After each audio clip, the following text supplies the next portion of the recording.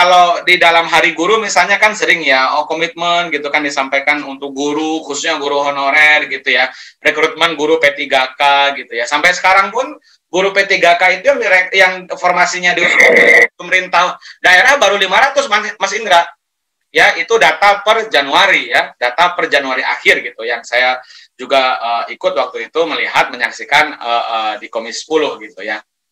Nah, jadi baru sampai 500.000, padahal targetnya adalah 1 juta. Mas Indra, suara saya apakah masih ada? Terdengar? Terdengar. Oke. Nah, jadi jelas, Pak. Padahal baru sampai 500.000. Nah, di sisi lain, ya terkait P3K juga belum jelas bagaimana mekanisme perlindungannya gitu. Nah, dan terbukti kan kemarin bahwa komitmen dalam mensejahterakan guru honorer itu masih kita pertanyakan. Buktinya ada seorang guru di Bone itu yang hanya memposting 700.000 gajinya sehingga diberhentikan oleh kepala sekolah gitu. Nah, ini kan menjadi penguat lagi bahwa ya Kemdikbud kita lihat memang belum terlihat ya, memang belum terlihat bagaimana komitmen kesungguhan gitu dari Mas Menteri dan jajarannya terkait dengan kesejahteraan guru-guru honorer gitu. Yang Pak Danang sampaikan tadi, seperti biasa guru-guru selalu di PHP-in Pak ya kan gitu. Oh, nanti kalau dirjennya udah ganti kita ganti. Sama kan? Nanti kalau udah dipilih jadi presiden, K2-nya akan diangkat, kan yang honorer akan diangkat PNS. Udah ganti presiden berapa kali nggak diangkat-angkat juga kan. Ini seperti biasa, teman-teman guru ini selalu di PHP-in kan. Iya, betul. Indra, punten boleh nambah dikit biar silakan. Ya, yang kita minta itu kepada Mas Menteri kan keseriusan beliau itu bisa seperti kayak kemarin itu Mas, SKB 3 Menteri itu kan gercep ya, kalau bahasa anak-anak sekarang kan gercep gitu, gerak cepat banget. Ada kasus di satu daerah, walaupun itu kasus banyak ya sebelumnya, tapi langsung buat SKB gitu Mas. Ibaratnya persoalannya lokal, tapi 3 menteri hadir gitu ya, jarang-jarang kan 3 menteri gitu, langsung membuat SKB. Nah, untuk guru-guru khususnya, saya ingin fokus juga sedikit guru honorer, bisa nggak membuat SKB kayak gitu juga? Menteri Pendidikan sebagai leading sektor, Menteri Agama, dan Menteri Dalam Negeri misalnya. SKB-nya apa? SKB 3 Menteri terkait dengan perlindungan guru honorer gitu misalnya, atau guru non-ASN. Bukan honorer, sorry. Non-ASN. Oh, ini kok dibeda-bedakan, di undang-undang tidak ada. Lah, pelaksanaannya memang dibeda-bedakan. Buktinya tadi SPK dipotong tunjangan, dicabut tunjangannya dan seterusnya. Supaya tidak ada lagi kasus kayak yang di Bone itu Mas Indra. Ya 700.000, jadi mana ada martabat marwah guru gitu. Jadi SKB 3 Menteri SKB 3 Menteri untuk melindungi ya guru-guru non ASN. Nah, ini penting saya rasa karena Permendikbud 10 2017 ya banyak juga yang belum paham gitu, nggak berjalan juga. Sudah ada memang Permendikbud perlindungan guru Mas Indra nomor 10 tahun 2017. Tapi saya rasa sangat sedikit dari kita para guru yang paham ya, karena memang Permendikbud itu perlindungan guru memang di situ ada 4, tetapi kan seperti macan kertas gitu. Ketika guru mengalami diskriminasi baik itu oleh daerah ya kan maupun oleh birokrasi dan seterusnya, kesejahteraannya dan seterusnya, orang banyak tidak berbicara Permendikbud karena mungkin nggak tahu, karena pelengkap peraturan saja gitu. Makanya kami meminta yang lebih dahsyat lagi, SKB 3 Menteri untuk perlindungan dan kesejahteraan guru-guru non ASN. Betul. Itu Mas Indra. Kita dorong Mas Menteri gercep gitu ya. Cuma memang itu nanti berkaitan dengan dana. Atau jangan-jangan gitu. Ya, jangan-jangan kementeriannya udah ganti. Jadi Kemen User, Kementerian Urusan Seragam kan begitu. Kemen User. Hebat banget ngurusin seragam.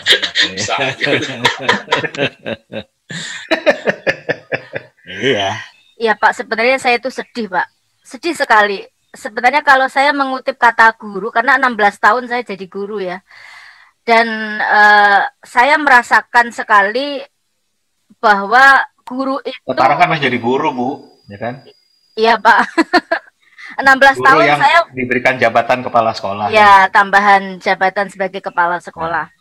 Nah, ya dasarnya itu kelihatannya kok tidak dibiarkan guru itu hidup layak gitu. Menurut saya nggak melihat loh fakta-fakta, misalnya ada guru yang sampai kaya raya, membeli pesawat, membeli apa. Yang namanya guru itu jiwanya sendiri itu lebih banyak ikhlasnya, ya Pak ya, lebih banyak ikhlasnya, dan di balik layar banyak yang dilakukan guru itu untuk menjadikan peserta didik itu jauh lebih baik. Gimana nih Pak Bambang? Ini berarti memang apa yang dilakukan Kemendikbud nih kok kayaknya nggak jelas ya kan? Nggak ada, ya tidak ada keterbukaan kalau saya bilang. Itu kan harusnya dari awal sudah disebutkan, sehingga kasus-kasus prank ini kan ya kasihan udah menyiapkan inilah, ternyata nggak ada di wilayahnya. Ini kan saya izin Pak Bambang dikit. Ya. Kenapa guru yang menjadi tanda kutip korban dari kebijakan tersebut ya, jika terjadi asumsi atau prediksi Mas Nanang tadi? Yang pertama, secara politik memang guru itu saya rasa lemah gitu ya. Lucunya begini, undang-undangnya sama kan, undang-undang guru dosen, tapi pemerintah nggak pernah nyentuh-nyentuh dosen kan. Nah, karena ada faktor bagaimana negara memandang guru atau memandang profesi lain. Saya juga belum tahu bagaimana negara memandang misalnya perawat gitu, yang juga terkait dengan kesejahteraan mereka. PPNI itu sering demo juga gitu. Nah, tapi kalau guru ini mungkin negara melihatnya guru mah secara psikologi juga secara psikologi ya lagu tentang guru itu yang mempengaruhi cara pandang kita terhadap guru sampai sekarang. Jadi kalau berbusa-busa ingin menyetarakan dengan dokter, advokat gitu ya, akuntan, ya belum bisa, karena lagu itu saya rasa mempengaruhi paradigma batinnya negara itu, dalam hal ini pemerintah, quote-unquote pemerintah. Guru mah lemah, dikasih potong juga nggak bakal gimana-gimana kok gitu misalnya. Ya kan, buktinya digaji 700.000 gimana? Kan artinya tanpa guru tidak ada dokter, tidak ya, ada. Itu kita udah kenyang, udah kenyang Pak Bambang dengan penghargaan seperti itu sudah kenyang lah ya. Tanpa guru semuanya nggak bisa jadi apa-apa. Buktinya ketika mereka sudah jadi apa-apa tidak berpikir kepada gurunya kan gitu kan. Jadi saya rasa saya dengan Mas Nanang, guru menjadi entitas yang akan dikorbankan jika nanti ada penyesuaian anggaran, karena memang posisi politiknya lemah. Dan yang kedua adalah ada psikologi yang batin kita menunjukkan bahwa guru itu memang ya guru lemah kok, nggak bakal protes, tenang aja, nggak bakal mogok gitu loh. Ya nggak bakal mogok, nggak ada seperti di Amerika gitu ya. Ada ya nih guru nggak bakal mogok nih Pak SS. Saya nggak mungkin lah guru mogok gitu ya. Beda dengan di Amerika Serikat, Mas Indra pasti lebih tahu bagaimana guru mogok atau di negara-negara lain gitu ketika terkait dengan upah dan kesehatan mereka. Tapi kalau di Indonesia tidak, pasti terima-terima aja, kan ikhlas tadi. Nah, ini yang dimanfaatkan gitu. Ini yang dimanfaatkan oleh negara jika dalam kondisi tertentu. Yang terakhir, saya rasa di sini pentingnya organisasi profesi guru. Jangan organisasi guru itu hanya meminta iuran aja tiap bulan bisanya. Tapi ketika gurunya dizolimi, mengalami diskriminasi, ya, organisasi guru atau elit guru ini justru tidak mengadvokasi anggotanya. Nah, itulah susahnya kalau yang memimpin bukan guru juga. Nah, ini kan persoalan juga. Saya ngerem dulu nih Pak Satriwan. Ya. Terkait dengan statement terakhir. Apa tadi statement terakhirnya? Yang iuran itu tuh. Bukan, ada lagi yang terakhir barusan. Oh, yang bukan guru, Saya mau informasi di sini. Kami baru saja menyelesaikan pembentukan pengurus IGI dan 40 pengurus pusat Ikatan Guru Indonesia, semuanya guru, semuanya memiliki NUPTK, terdaftar di Dapodik, dan juga memiliki SK mengajar, semua yang berhubungan dengan syarat kriteria yang kita terapkan. Dan sudah sertifikasi guru ya? Nah, ini saya nyambung saya sudah sertifikasi, dan saya nyambung ini ke Pak Satriwan terkait dengan guru lemah. disinilah tugas organisasi profesi guru. Ketika tadi disinggung tentang kinerja guru yang berhubungan dengan kompetensi guru, kami di Ikatan Guru Indonesia sudah siap ketika yang ditembak adalah kompetensi guru lemah, kemudian kualitas belajar siswa. Kami sudah siap dengan apa yang kami lakukan selama ini di IGI dengan 89 kanal pelatihan yang kami miliki, kemudian pelatihan-pelatihan yang kita buat di daerah wilayah, supaya kita tidak lemah dalam hal ini. Kalau ditembaknya kompetensi guru, kita sudah bergerak, dan ini kita sudah ada datanya semua, tinggal kita olah nanti disempurnakan lagi di pengurusan ini melalui pusat riset IGI. Jadi kita bisa lampirkan ke Kemdikbud. Ketika dibilang kinerja rendah segala macam, kita punya data bahwa ini loh pelatihan-pelatihan yang kita lakukan selama ini berdampak positif terhadap kompetensi guru dan kualitas belajar siswa. Ya, saya sepakat dengan Pak Satriwan bahwa organisasi profesi guru memang semua visinya pasti 3. Yang pertama adalah kompetensi guru, kedua perlindungan, yang ketiga adalah kesejahteraan. Tapi ketika kesejahteraan dihubungkan dengan kompetensi atau kualitas guru, ada di sini juga tugas kita. Serentet permasalahan yang perlu disikapi dengan jelas. Mau bicara apa-apa malah diurusnya guru uget-uget, sekolah uget-uget kan gitu kata Mas Bambang kan, kalau bahasa Jawa penggerak kan uget-uget kan gitu. Yang diurus ini sebenarnya harusnya diurus substansi ini. Ini yang saya juga sangat prihatin. Sekali lagi dengan segala hormat kami menyampaikan, kami tidak akan berdiam diri, tetap apapun dalam bentuknya, entah webinar, entah itu namanya rapat dengar pendapat, rapat kerja, rapat dengar pendapat umum, kami akan menyampaikan hal ini kembali lagi untuk diulangi terus dan tidak berhenti menerus. Jadi sampai apa? Sampai ada kebijakan perubahan yang tentu di sini yang berdasarkan peraturan perundang-undangan, baik itu undang-undang maupun PP. Nah, ini yang juga padahal kan sekelumit masalah katanya P3K masih belum tuntas, belum mencapai kota, ya. Tapi kan Mas Nadiem tidak jujur di sini. Kenapa kok tidak mencapai kota? Harusnya dibuka dong. Apa penyebab teman-teman dari kepala daerah tidak optimal terhadap pengajuan para teman-teman guru untuk masuk kategori yang memenuhi kuota 1 juta guru? Kan harus ditanya. Malah mengedepankan bahwa akan dilakukan bimbingan kepada guru yang akan mengikuti tes, memberikan katakanlah bantuan, advokasi bagi yang akan melakukan tes-tes. Tapi tidak mencari solusi dan untuk memecahkan masalah. Padahal masalahnya kan bukan pada posisi bimbingan dan pemberian sampai 3 kali tes, bukan itu. Masalahnya kenapa daerah tidak mau mengajukan, itu harus dicari. Masalah kok tidak mencapai kuota lah paling tidak. Kenapa tidak mencapai kuota 1 juta ini? Padahal sudah ditutup pada tahun 2020 pendaftarannya. Kan jadi masalah. Mungkin ada yang lain, Kang Denny misalnya, ada yang mau disampaikan atau? Boleh, Kang Indra boleh. Nah, silakan Kang, singkat aja ya. Siap. Makasih Pak Kang Indra ya. Saya simpel saja bahwa pertama kan kita ini punya cita-cita bahwa Indonesia ini bermutu kan begitu. Lalu kita yakin bahwa Indonesia yang bermutu ini lahir melalui pendidikan yang bermutu. Pendidikan yang bermutu kan ada atau kita rasakan melalui guru yang bermutu. Lalu kemudian kita berpikir ini, lalu gimana agar guru-guru ini bermutu? Ada 2 pendekatannya. Satu, paradigma kompetensi. Yang tadi bisa clear, bisa diminimalisasi masalah kompetensi ini jika kita benar-benar punya sistem keguruan, dari mulai rekrutmen calon guru, dari mulai pendidikan calon guru, sampai pengembangan karir guru. Nah, ini clear tadi sudah disinggung oleh Pak Ferdi ini.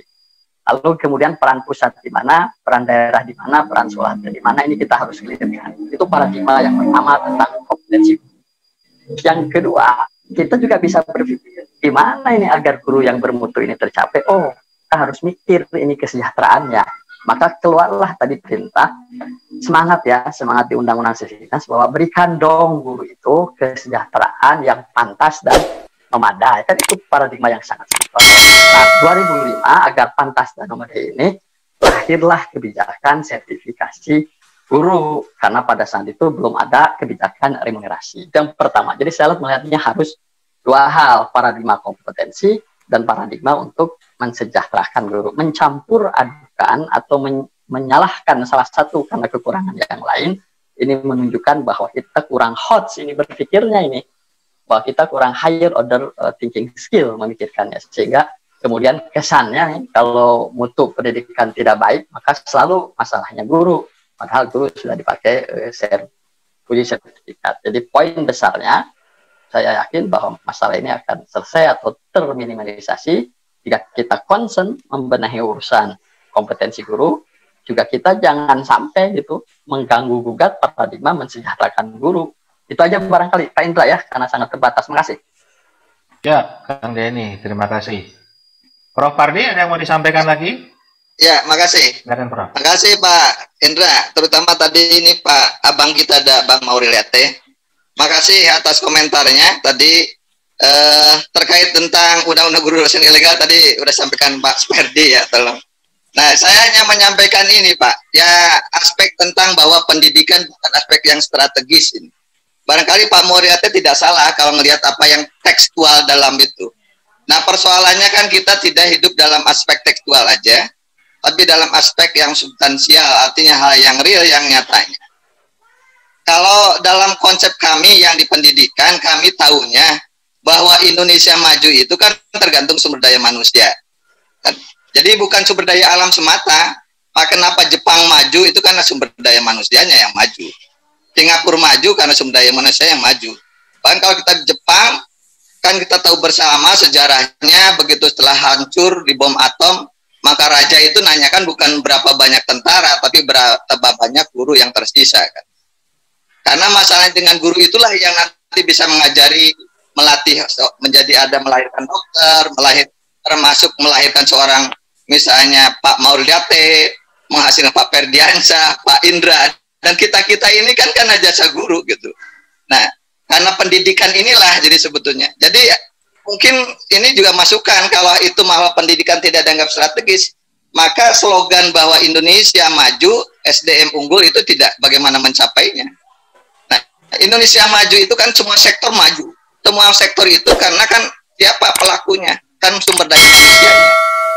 Sumber daya manusia, siapa yang melatih mereka, yang mendidik mereka, yang mengajari mereka menjadi punya kompetensi dan kapasitas yang bagus di bidangnya masing-masing. Itu karena pendidikan, Pak.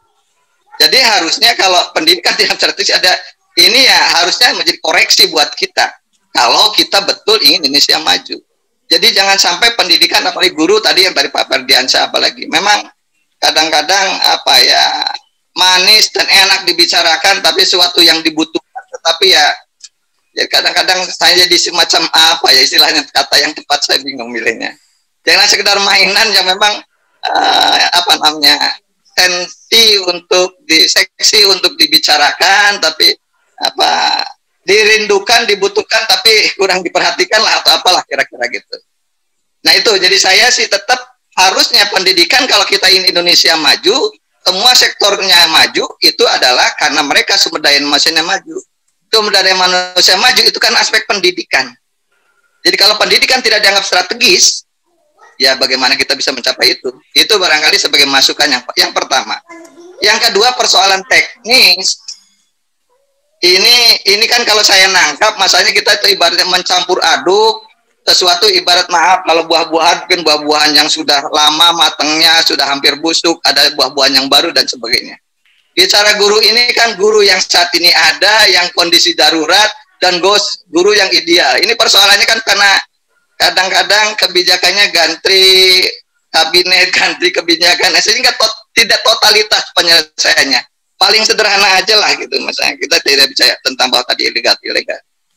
Undang-undang guru dan dosen menganapkan bahwa untuk diangkat jadi guru kan 10 tahun dikasih masa transisi. Semua guru punya sertifikat pendidik. Nah sekarang kita mau ngangkat apa semua calon gurunya udah punya sertifikat pendidik. Ini juga persoalannya kan karena kita tidak tuntas.